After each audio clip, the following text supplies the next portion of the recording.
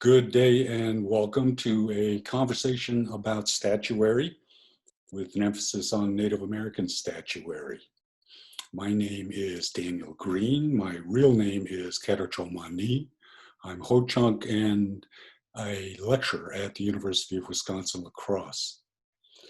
This conversation, timely as it is going on internationally, nationally, and locally. Locally, it takes the form of a 25-foot statue in our most touristy park on the Mississippi River with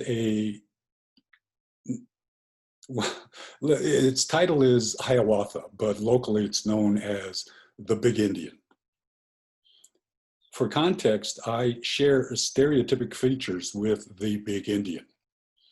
I'm not the biggest Indian around, but I am tall, I'm dark-skinned, I'm dark-haired, and I can't grow a beard.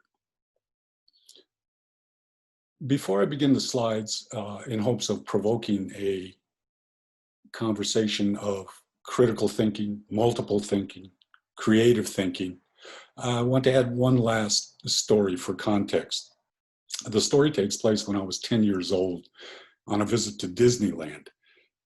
To Frontierland, where us tourists were divided into three groups, and we were awaiting Indian guides who would make us brothers of the Indians and then take us on these giant canoes over to, I think it was Huck Finn Island.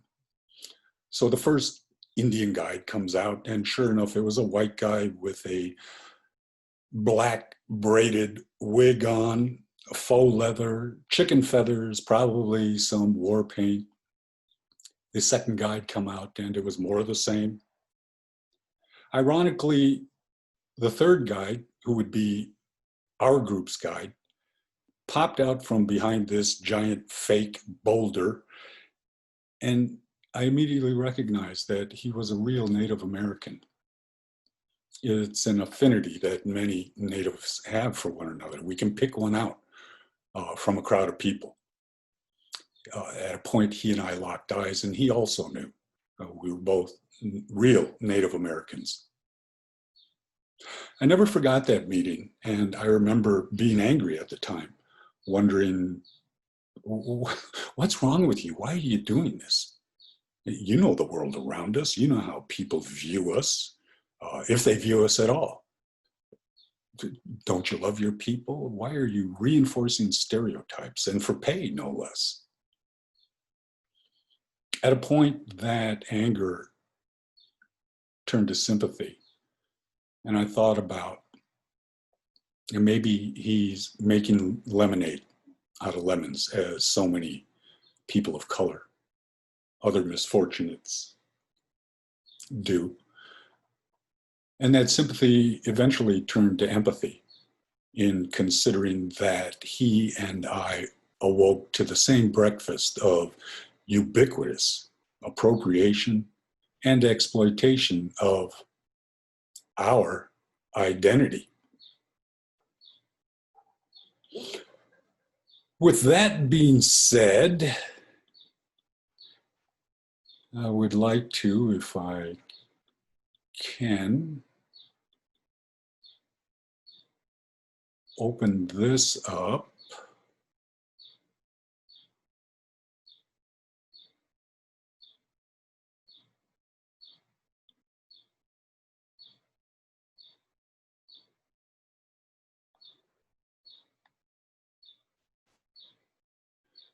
To begin, let's be clear about symbols as a primary tool of communication.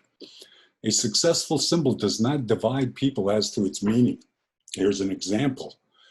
You may not agree with Christianity, but there is no disagreement that this stands for Islam or Judaism. We all agree that this is a representation of Christianity. There's no division. However, a failed symbol does just that. It divides people as to its meaning. Some look at this and say it stands for rebel pride. Others look at it and say, no, it stands for racism.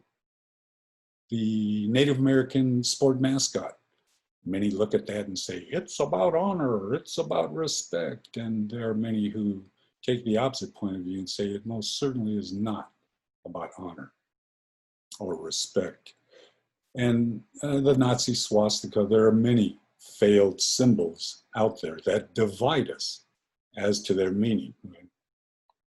As an example, in Beirut, the artist Nathaniel Rakow was commissioned to make something representing Beirut. And so he took the idea of their preservation of old buildings with their new buildings they were creating, near skyscrapers, etc., in the old steel girder, square shapes, juxtaposed with neon.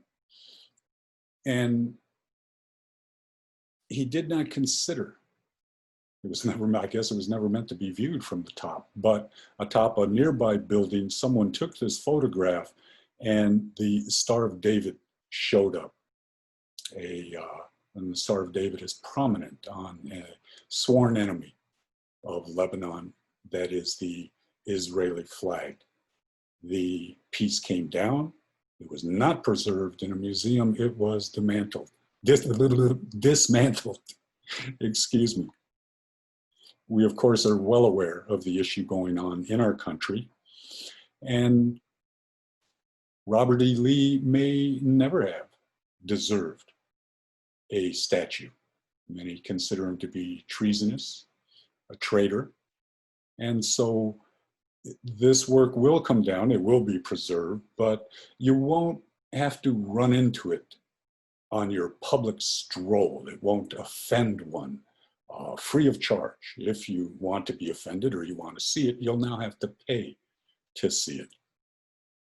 I thought it was an excellent response. Rumors of War, commissioned in 2019, unveiled in New York, but now stands in Richmond with a contemporary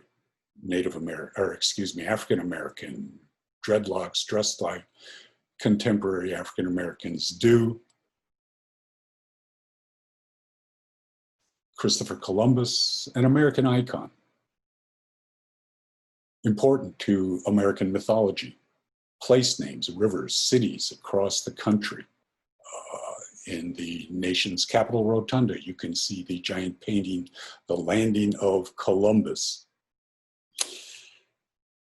The problem is that the archives, the documentation, the primary documents that still exist in places like Madrid, Spain, and other places tell quite a different story of who this person was. This person was involved in genocide of Native Americans. So Boston will reattach the head and secure it someplace safe.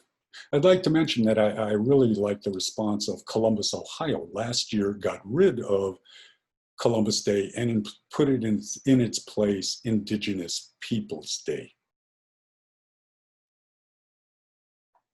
Of course, Teddy Roosevelt had to come down. The depiction of Lone is one of white supremacy, but his many writings, public declarations, were white supremacist. He espoused genocide, both in policy, minor actions towards Native Americans. Indeed, his writings were Hitler had nothing but good things to say about the attitude of Teddy Roosevelt towards the Native Americans. And in so many words, Hitler said he wanted to emulate what Roosevelt had done. This was an easy one. J. Marion Sims is considered the father of gynecology, and yet the record shows that he was experimenting on African American women slaves, very often without anesthesia, maybe always without anesthesia. In 2006, the University of Alabama removed his painting, and in 2018, Central Park finally removed his statue. Junipero Serra, as a student, a school child in California, we extensively learned about the missions throughout California and Junipero Serra and what a great person he was. But as we got older, as we got into college, as we started listening to true historians, we found out that this person was a part of the enslavement and the dispossession of land by Native Americans. So when Pope Francis came to the States in 2015, he canonized a statue that had been a statue of Junipero Serra, and it was immediately condemned by Native American nations in California who rejected that sainthood. Now, this is not the Pope, but this is a local San Francisco Archbishop who is exorcising the area of evil forces because the statue was taken down by force. It was taken down by the public who had enough. The early days, San Francisco, a monument that had stood for well over 100 years, the depiction of a vaquero, the usurper of Native American land, and the missionaries who made that very possible by the peonage, at least, if not enslavement, of the inferior seated Native American. What I liked about San Francisco is that they removed it in the middle of the night so that no one could show up and protest and demonstrate. This shot on the right was taken at 5:30 in the morning, keeping in mind that this statue weighed 800 tons. Yale University had been embroiled in controversy for a couple of decades. John C. Calhoun was a big part of Yale University, but he was also a segregationist and a proponent of slavery. So this piece of art comes under fire on the Sterling Library because of the depiction of violence towards a Native American. So the response was to simply hide the musket. Not bad.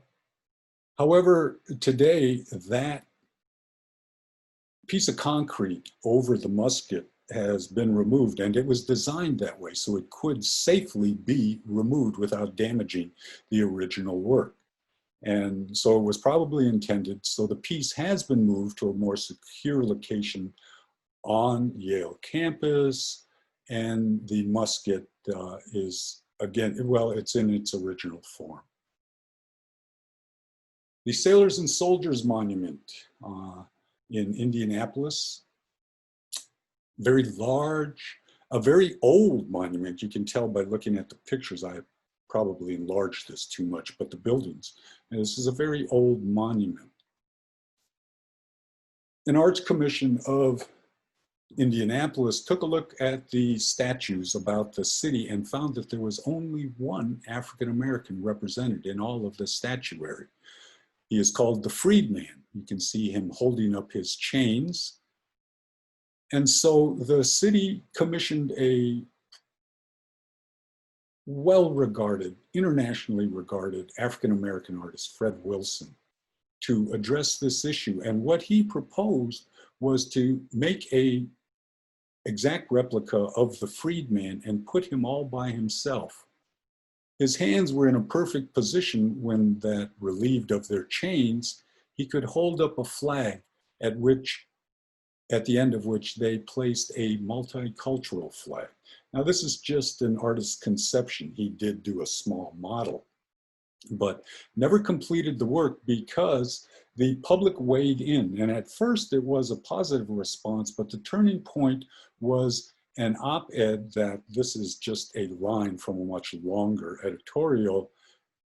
The writer stated, "We don't need any more images of lawn jockeys, caricatures, no more buffoonery, no more shucking and jiving, and no more apish looking monuments." This turned the tide, and it divided particularly the African-American community of Indianapolis between young and old. The young community liked the idea that Fred Wilson was speaking truth to power by using the old offensive monument. However, the older African-American community agreed with the editorial and said, yes, let's not go backwards. No more depictions of ourselves in the past. We want to move forward. The controversy I grew up with, the young ones might not remember, is that in 1980, Sylvester Stallone paid for this statue of Rocky, a white fictional heavyweight boxing champion. It mostly spent its time in front of and in back of the Philadelphia Museum of Art. Today it's in a park, I don't know exactly where, in Philadelphia. The controversy is that Philadelphia had a native son that did indeed become heavyweight champion, boxing champion of the world when Joe Frazier defeated Muhammad Ali in the early 1970s. This son of Philadelphia, this great champion, died in 2011, 4 years before any of us saw this well-deserved statue in Philadelphia.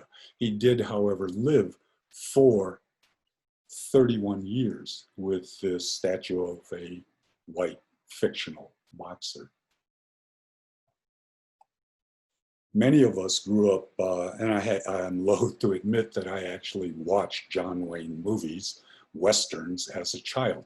As I grew into an adulthood and started becoming aware of his public statements, I realized what a bigot he truly was. The most infamous is the 1971 Playboy interview, wherein he made some ridiculously ignorant statements about Native American and American history, but homophobic statements also. And he had this to say in that interview: "I believe in white supremacy until the blacks are educated to the point of responsibility." The issue has surfaced in Orange County. However, the Orange County Board of Supervisors will not put the issue on a meeting table, thereby stonewalling. There will be no progress on this issue. In Bolzano, Italy, Mussolini was the one who commissioned this art towards fascism. And the big-headed dictator put himself right in the middle of it. And between the legs of the horse, we see the words believe, obey, combat. A tried and true response to artwork is to put out a call, a proposal. There were 500 respondents to this cause, and the work went to a Jewish German philosopher by the name of Hanna Erdinger. What she did was she juxtaposed the old with the new. And in neon signage in 3 languages, she repeated the phrase, "Nobody has the right to obey." The Arts Commission's original idea was to diffuse and contextualize the work. And I think they did that. Tourist art, probably older than I. We all know Bob's Big Boy. We all know Paul Bunyan. The question is it actually art? I enjoy immensely going to museums everywhere. And I have honestly never seen anything like this being considered a piece of art. If we follow the logic of it, and how many thousands of these exist, shouldn't a few, if they were actually art, be in museums? We know Paul Bunyan. And when I first moved to La Crosse in Holman, they had a miniature golf with such a person holding a putter, etc. There was one in Toma. They were all over the country. Is this really art? Now, more of the same. Stereotype, This is where the term buck naked comes from, because bucks don't wear shirts. The concern is that intentions do not determine consequences. The eye clinic owners might have been saying, we were just trying, our intention was to be humorous. Our intention was to honor Native Americans who wear glasses.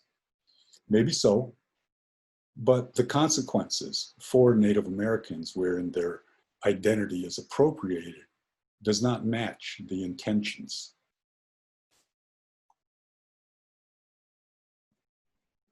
A shout out to a former mentor, Dr. Martin Zanger, who, when I first wrote my editorials 20 years ago, coined the term the Colossus of Kitsch. Thanks, Marty.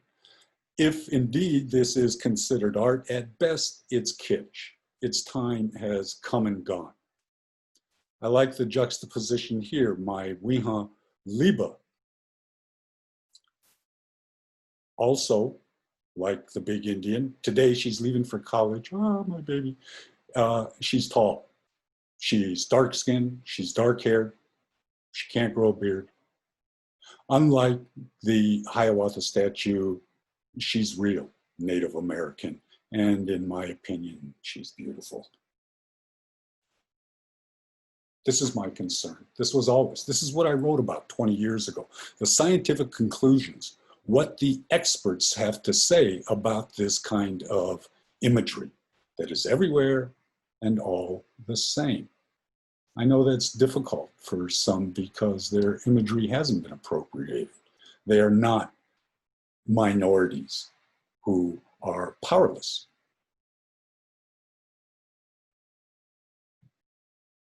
It's why I've been doing what I've been doing for as long as I have. I've heard parents throughout my lifetime, and I've said the same. I want a better life for my children. I want them to have it better than I did. It's undeniable that when we look at the Native American imagery, art, statuary, whatever, cartoons, comics, US weaponry, TV and film, dairy products, beer, etc., that have an image of Native America, it's always the same. It's always archaic. It's never modern. It's never accomplished. We don't show Native American rock stars or scientists, etc. It's always the same old, dead image that diminishes the self-esteem and self-worth of Native American children. These consequences of the psychological consequences of this imagery is the lived reality of Native Americans.